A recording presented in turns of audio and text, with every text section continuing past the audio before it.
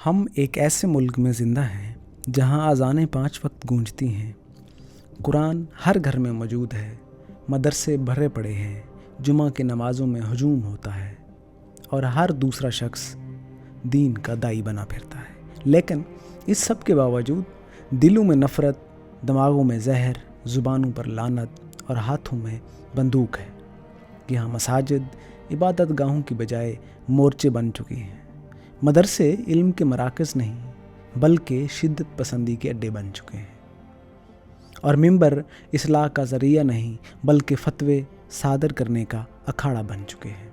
کیا یہی ہے وہ اسلامی جمہوریہ پاکستان جس کے قیام کے خواب علامہ محمد اقبال نے دیکھے تھے؟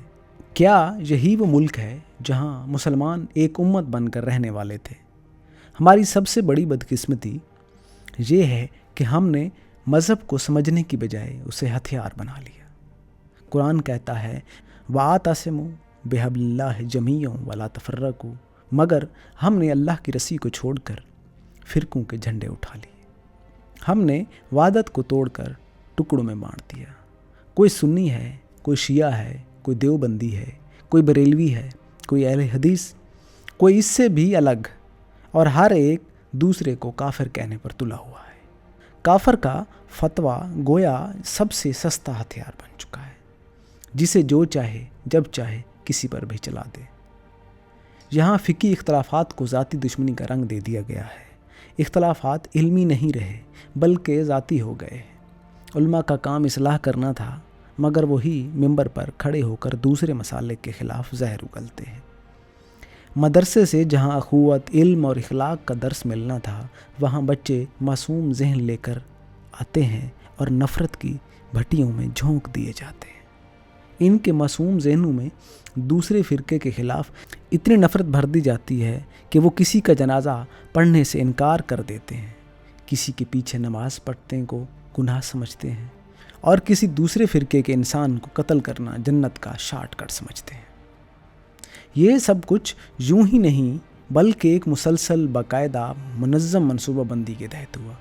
جب ریاست نے خود مذہب کو سیاست میں گھسیٹا، جب حکمرانوں نے اپنے اقتدار کے لیے ایک خاص مکتب فکر کو سپورٹ کیا، جب سرکاری نصاب میں فرقہ وارانہ رجحانات کو جگہ دے دی گئی، جب مسجدوں کو مخصوص جماعتوں کے کنٹرول میں دے دیا گیا، تب یہ زہر قوم کے رگوں میں اترا۔ جب ریاست نے شدت پسندوں کو اثاثہ قرار دیا، جب ان کے لیے مدرسے، تنظیمیں، جلسے اور مدارس کھولنے کی اجازت دے دی گئی، جب ان کے خلاف کارروائی کو مذہبی جذبات کے خلاف سمجھا گیا، تب یہ معاشرہ تباہی کے کنارے پہنچ گیا۔ پھر کیا ہوا؟ وہی جو ہونا تھا، لوگوں کے جسموں کے ساتھ ان کے ضمیر بھی پھٹنے لگے، دھماکے مسجدوں میں ہونے لگے، خود کش حملے عاشورہ کے جلوسوں پر ہونے لگے، عید میلاد النبی کے جلسے خون میں نہا گئے، نماز پڑھنے والے نمازی قتل ہونے لگے، اور قاتل وہ کوئی باہر سے نہیں آیا تھا، وہ اسی معاشرے میں پلا، اس کے کسی مدرسے سے نکلا، اس کے کسی ممبر سے متاثر ہوا، اور اس کے کسی فرقے کے فتوے پر عمل کرتے ہوئے دوسرے مسلمان کو واجب القتل سمجھا گیا۔ ہم نے کبھی سوچا کہ ہم کہاں کھڑے ہیں؟ ہماری نسلیں کس دلدل میں دھسی جا رہی ہیں؟ آج ہر والد اس خوف میں مبتلا ہے کہ اس کا بچہ کہیں کسی شدت پسند گروہ کے ہتھے نہ چڑھ جائے۔ ہر ماں دعا کرتی ہے اس کا بیٹا مدرسے میں جائے تو دین کا عالم بنے، دہشت گرد نہ بن جائے۔ ہر جوان یہ سوچتا ہے اگر وہ کسی کے لیے مخصوص لباس، مخصوص داڑھی، مخصوص ٹوپی کے بغیر مسجد میں چلا جائے تو کیا وہ قابل قبول مسلمان ہے؟ یہاں ظاہری شناخت پر معیار اسلام بن چکی ہے، اور دل کا تقویٰ، کردار کی پاکیزگی، سچائی، عدل، رحم سب غیر متعلقہ ہو چکا ہے۔ ہم نے دین کو اپنے فرقے کا غلام بنا دیا ہے۔ ہم قرآن کو صرف اپنی نقطۂ نظر سے پڑھتے ہیں، حدیث کو اپنی سہولت کے مطابق مانتے ہیں، اور اسلام کو اپنے مسلک کی چھلنی سے چھان کر دوسروں پر تھوپتے ہیں۔ ہم نے اللہ کے دین کو ایک تنگ دائرے میں قید کر دیا ہے، جہاں صرف ہمارا فرقہ حق پر ہے، باقی سب باطل، گمراہ اور کافر ہیں۔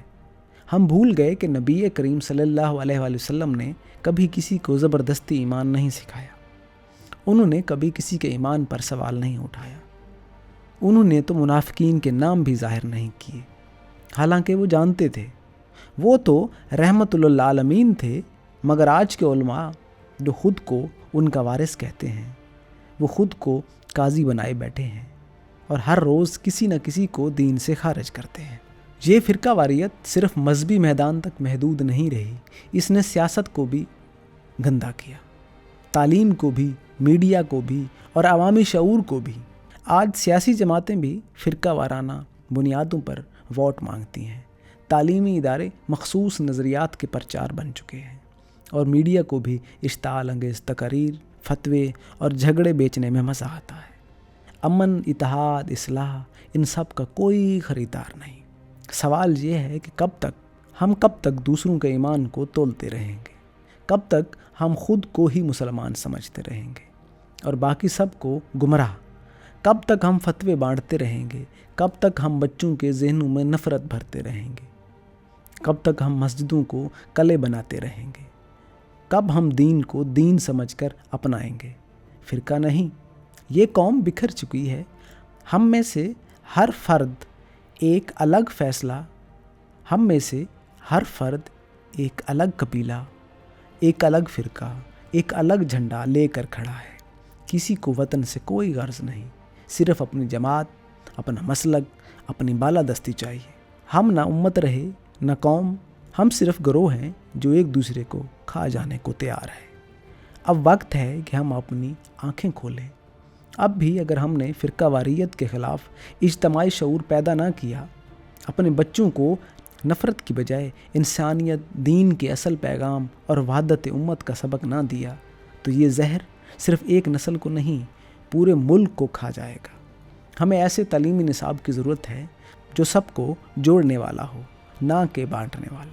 ہمیں ایسی مسجدوں کی ضرورت ہے جو سب کے لیے کھلی ہوں، نہ کہ صرف اپنے مسلک کے لیے۔ ہمیں ایسے علماء کی ضرورت ہے جو اللہ کی بات کریں، نہ کہ اپنے فرقے کی۔ اور ہمیں ایسے والدین، اساتذہ، دانشوروں اور میڈیا کی ضرورت ہے جو قوم کو متحد کرنے کا بیانیہ دے، نہ کہ نفرت پھیلانے والا۔ اسلام کا اصل پیغام وحدت ہے، رحم ہے، عدل ہے، علم ہے۔ ہمیں اس سے اصل کی طرف لوٹنا ہوگا۔ فرقہ واریت کا خاتمہ صرف قانون سے ہی نہیں ہوگا، یہ تو دلوں کی صفائی سے ہوگا، اور دل تب صاف ہوں گے جب نیت درست ہوگی، جب ہم دین کو اللہ کے لیے اپنائیں گے، نہ کہ اپنے مسلک کی بالادستی کے لیے۔ ورنہ یاد رکھو، جو قومیں اپنے اندر نفرت کے بیج بوتی ہیں وہ کبھی بھی ترقی کے پھول نہیں اگا سکتی۔ فرقہ واریت صرف دین کو نہیں مارتی، یہ معاشرہ، ریاستیں، قومیں، سب کچھ نگل جاتی ہے۔ اگر ہم نے اب بھی خود کو نہ بدلا تو تاریخ ہمیں ایسے سیاہ لفظوں میں یاد کرے گی جیسے آج ہم ماضی کے گمراہ قوموں کو یاد کرتے ہیں۔